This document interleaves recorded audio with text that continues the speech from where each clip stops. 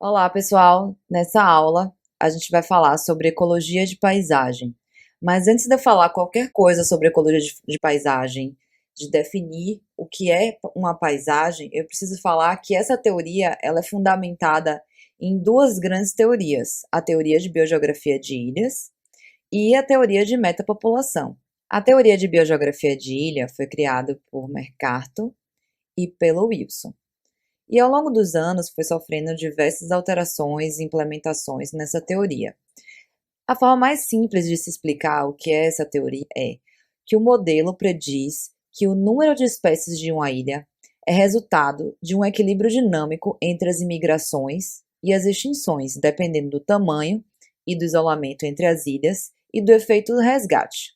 E o que seria esse efeito resgate? Indivíduos residentes de ilhas maiores podem dispersar em direção a ilhas menores, onde há menor densidade populacional, que assim resgata ou salva as populações que poderiam estar em extinção. Essa imagem, aqui ao lado direito, resume tudo o que eu acabei de falar, em que quanto menor a riqueza de espécie, maior a taxa de migração, porque esse ambiente ele está disponível.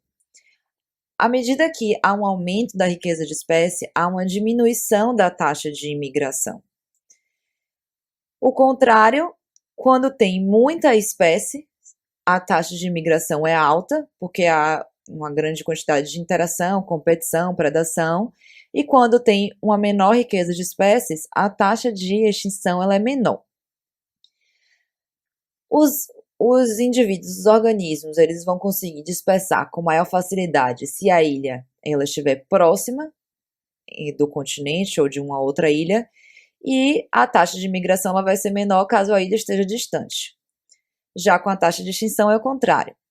Se a ilha ela é muito pequena, a taxa de extinção ela é muito grande. E se a ilha ela é grande, a taxa de extinção vai ser menor, porque tem mais espaço, digamos assim, para as espécies ocuparem.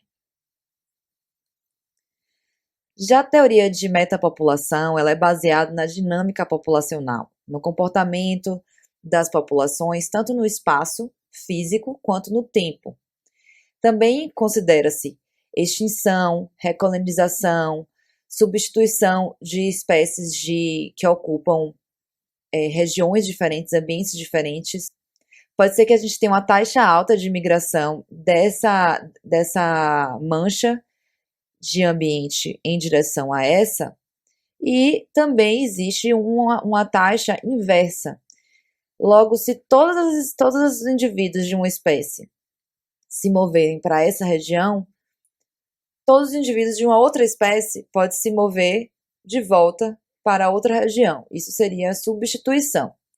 A diferença na teoria de metapopulação é que a matriz, a região entre os habitats, não é inóspita, como na teoria de biogeografia de ilha, que a gente está lidando com uma região de água, mar, diversas espécies não ultrapassam essa região ou ultrapassam com maior dificuldade.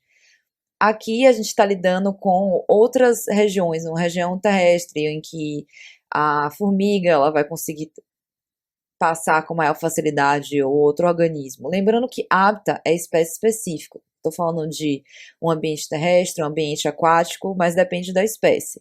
No ambiente aquático, uma espécie marinha ela vai conseguir dispersar com muito mais facilidade, então a água não é inóspita. Mas para um organismo terrestre, pode ser que seja uma matriz inóspita que dificulte muito a dispersão. Quando a gente lida com ecologia de paisagem, com paisagens, a gente não está mais na escala da mancha. Na ecologia de paisagem, a gente considera a matriz e a gente entende que existem vários elementos que pode ter um elemento aqui como um corredor de hábitat ou uma região urbana, uma região de plantação e assim por diante. Então agora eu consigo definir o que seria uma paisagem.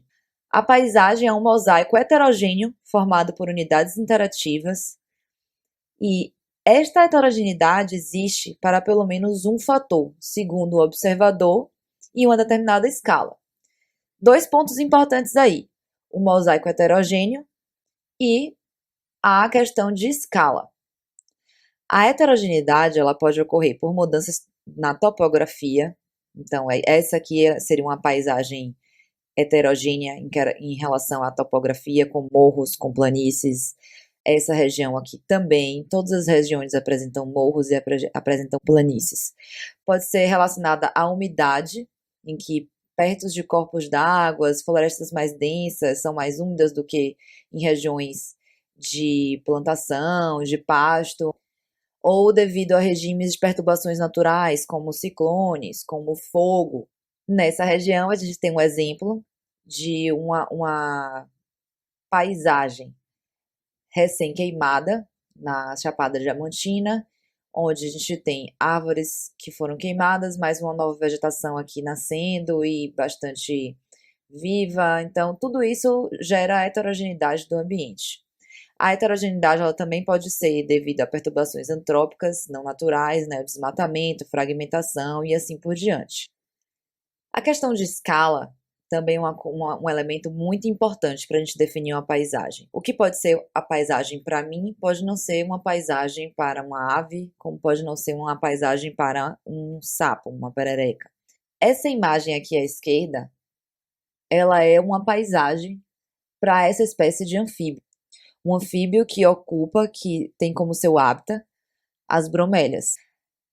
Esse anfíbio ele pode passar de uma bromélia para outra e essas plantas aqui menores, essas pedras brancas ou a própria grama seria a matriz para essa espécie de anfíbio, em que dificulta a passagem de uma bromélia para outra ou para uma outra paisagem, digamos assim, que tem também uma composição de bromélias. Quando esse anfíbio está pulando daqui para cá, pode ser que um predador aviste, ou pode ser que o ambiente esteja muito quente, pouco úmido. Isso pode ser um custo para essa espécie de anfíbio. A mesma coisa aqui. Na figura à direita, que seria a paisagem para uma ave, essa paisagem ela já tem uma escala mais ampla. A ave ela vai se deslocar de uma região de mata, desse topo de morro, para um outro topo de morro e passar por essa vegetação aqui, que seria uma agricultura, ou pode ser também um pasto. Então, isso seria a matriz para uma ave, e esses topos de montanha cobertos de floresta seria o hábitat. E esse deslocamento a gente chama de gapping cross, a travessia entre manchas através de um espaço, né? Um espaço de matriz. Quando a gente pensa em ecologia de paisagem, a gente pensa em uma outra perspectiva da ecologia. Quando a gente trabalha com ecologia de comunidades, a gente está pensando em composição de espécies, interações entre espécies e assim por diante. Quando a gente pensa em ecologia de ecossistemas, a gente está pensando em ciclos bioquímicos ou biogeoquímicos, concentrações de nutrientes. Quando a gente pensa em ecologia de paisagem, a gente pensa em outros aspectos. Por exemplo, o movimento das espécies considerando o padrão espacial das manchas, se elas são próximas, se elas são distantes, agrupadas, ou na permeabilidade da matriz. Se a matriz ela é inóspita, ou se ela é transponível, ou se ela é bastante permeável, em que, apesar de não ser habitat da espécie de indivíduos, eles se deslocam de um habitat para o outro com muita facilidade, a depender dessa matriz. E um cuidado que a gente precisa tomar, que muitas pessoas tendem ao erro, em pensar que tamanho de mancha, que perímetro da mancha ou outras métricas da mancha são métricas de paisagem. E na verdade não. Métricas de mancha a gente considera a escala da mancha.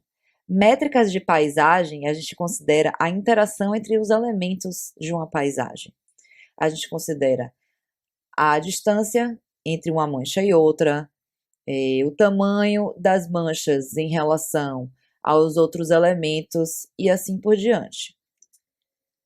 Então, quando a gente pensa em mancha ou remanescentes de hábitats, a gente pensa no formato da mancha, no perímetro e na área.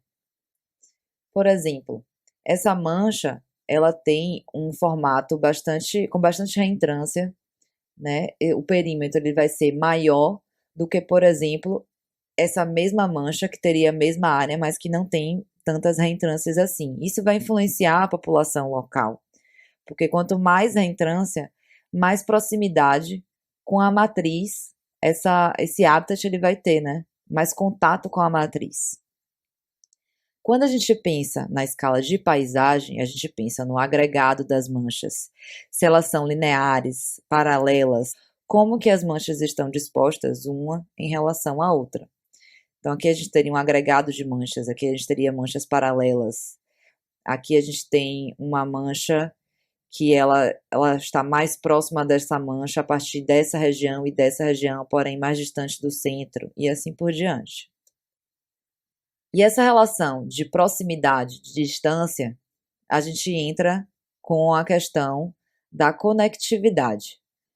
A matriz, ela pode ser um conector, em que a matriz ela não é um ambiente inóspito, permitindo que os indivíduos eles dispersem de uma região para outra, de uma mancha para outra, mancha de hábitat. As manchas elas podem ser conectadas por corredores, que seriam esses fragmentos, né, de mancha que estaria ligando uma mancha à outra. E as manchas elas também podem estar associadas aos stepping stones, que também pode ser traduzido como trampolim, que podem ser pequenas manchas ou árvores. Uma árvore pode ser um trampolim ecológico, que pode ajudar a conectar essa mancha da esquerda com a mancha da direita. Quando a gente pensa em conectividade, a gente tem que entender que tem a conectividade estrutural e a conectividade funcional. A conectividade estrutural, a gente pode pensar na permeabilidade da matriz, nos elementos corredores, trampolins ecológicos e assim por diante. Quando a gente fala de conectividade funcional, a gente entende que essa região que conecta uma mancha a outra, ela precisa ser funcional para uma espécie específica. Então, o corredor, o trampolim ou a matriz, quando a gente fala que ela é conectada funcionalmente, a gente está falando que uma espécie específica consegue dispersar de uma região para outra. Então, eu não posso dizer que esses trampolins são conectores de, digamos assim, um mamífero, um pequeno mamífero, que não tem essa capacidade de dispersão, que não consegue se deslocar dessa mancha para essa mancha menor. Mas esses trampolins pode ser um conector para uma ave. E a outra questão é o efeito de borda. O que é um efeito de borda? Digamos que esse fragmento aqui é o centro do fragmento, e no centro do fragmento as condições de temperatura, umidade e qualquer outros elementos, interações biológicas sejam mais intensas nessa região para uma determinada espécie que é dependente de floresta, mas a região de borda já tem maior incidência de ventos, temperaturas mais altas, já interage com outras espécies da matriz, por exemplo, cachorro, gato, com os bois e assim por diante. Então, isso é o que a gente chama de efeito de borda, são condições diferentes das condições de interior de um fragmento. Só que um fragmento, ele pode ser uma borda para determinada espécie. Nesse interior, para algumas aranhas, esse fragmento realmente seja uma mancha. Porém, para uma onça pintada, esse fragmento é muito pequeno e tem as condições ambientais de referentes a uma borda para essa onça. Logo, esse fragmento pode não ser um fragmento mesmo de hábitat para uma onça pintada, mas pode ser um conector, porque tem características de borda e permite a passagem da onça. A onça não vai se estabelecer aqui, as populações não vão se estabelecer aqui, mas elas vão poder passar por aqui. E agora que a gente entendeu o que é ecologia de paisagem, quais são as teorias que fundamentam a ecologia de paisagem, todas as questões e elementos de mancha de paisagem como um todo, a gente consegue discutir sobre perda e fragmentação do hábitat. O processo de perda e fragmentação do hábitat vai levar a uma alteração na estrutura da paisagem como um todo, na configuração do hábitat das espécies, que, consequentemente, vai alterar a dinâmica populacional e alterar o padrão de biodiversidade local, podendo gerar a perda da biodiversidade. Aqui a gente sai de um ambiente que é contínuo, de uma mata fechada, por exemplo, considerando que a espécie ela é dependente florestal, e ao longo de ações humanas vai ocorrendo uma fragmentação e uma perda associada desse hábitat. Enquanto que aqui os indivíduos eles se deslocavam tranquilamente, sem nenhum tipo de impedimento, essa segunda situação, há agora a presença de uma matriz que pode ser inóspita ou mais ou menos inóspita. E os indivíduos eles vão sentir uma dificuldade maior de se movimentar dessa região, dessa mancha, para uma segunda mancha vizinha. E quanto mais essa paisagem ela vai perdendo o hábitat, mais difícil os indivíduos se deslocarem para novos fragmentos e uma menor quantidade de recurso, uma menor quantidade de interações ou novas condições climáticas serão estabelecidas. Nos gráficos abaixo, a gente consegue comparar. À medida que há uma redução na quantidade de hábitat, há um aumento na distância entre as manchas vizinhas, uma em relação à sua vizinha. Já nesse segundo gráfico, à medida que há uma redução na quantidade de hábitat, também há uma redução no tamanho das manchas. E considerando o número de manchas, quando a paisagem ela é contínua, óbvio que a quantidade de manchas ela vai ser reduzida. À medida que há fragmentação e perda de hábitat associado, há um aumento na quantidade de manchas, até que não sobra mais hábitat nenhum.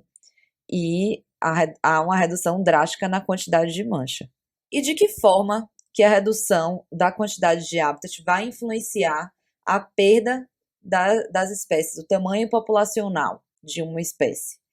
À medida que há uma redução na quantidade de hábitat, pode-se imaginar, pela lógica, que vai ocorrer uma redução do tamanho populacional linear. Porém, existe a hipótese do limiar de extinção, que diversos artigos têm discutido, em que, com a redução da quantidade de hábitat, inicialmente há uma redução do tamanho populacional de forma linear, até que chegaria o limiar de extinção, em que esse habitat ele não tem recurso suficiente para suportar uma população, e essa população entra em declínio drástico até chegar à extinção da população na paisagem. E esse limiar de extinção, acredita-se que para muitas espécies de aves, de mamíferos, seria 30% de cobertura vegetal, em que os estudos mostraram que o tamanho e o isolamento da mancha abaixo de 30% de cobertura vegetal vão afetar bastante a composição das espécies, a persistência das populações, e acima de 30% da cobertura florestal não afetaria tanto, porque há quantidade de recursos suficiente para a manutenção dessas populações. E o ideal seria acima de 50%, que para a maioria das espécies o tamanho e o isolamento quase não afeta, segundo esses estudos. Então é isso, agora a parte aula prática, a gente vai agora colocar em prática mesmo tudo que a gente aprendeu aqui, a questão de tamanho de fragmento, de isolamento entre os fragmentos, de quantidade de cobertura florestal em uma paisagem e assim por diante.